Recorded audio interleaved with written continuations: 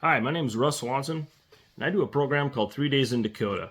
It's a real detailed account of the escape of the James Younger gang from the botched Northfield robbery that took place on September 7th of 1876. Get real specific into details, especially on the eastern side of South Dakota as they came through here, which would have been on September 17th through the 19th of 1876. My interest in it began from this homestead, actually, that I'm sitting in here. This is I'm in a cabin that's in one of my horse pastures that adjoins next to the original homestead from my family. Carl August Svensson came here in 1870. Well, I wanted to find out who the neighbor was that lives here, and found out his name was Peter Wall. Did some searches through the government land office records. From there, I ended up going to the Library of Congress and found a newspaper article that details the account of what took place on September 19th of 1876 at about 7 a.m., where Peter Wall was working about 4 miles from here along the Big Sioux River and had his horse stolen by gunpoint by the James brothers. And very fascinating story. A pursuit took place after that. The horse got shot in the neck.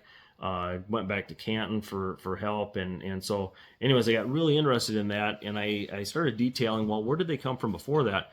So I backtracked essentially all the way back to Northfield of the James Younger gang, what happened, where they were at, what kind of conditions they were going through at the time.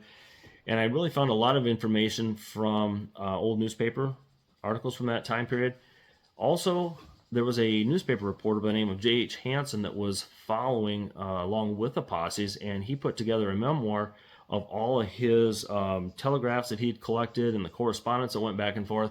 And later on in September of 1876, he put this pamphlet or this memoir together, and I actually found a copy of that, which was awesome because it had dates, times, places of where they were tracking these guys. So using more government land office records, old township maps, I was able to kind of pinpoint where all these events happened, and then I was able to then lay that on top of Google Earth, and so I've got a modern day pinpoint of where all of these events occurred.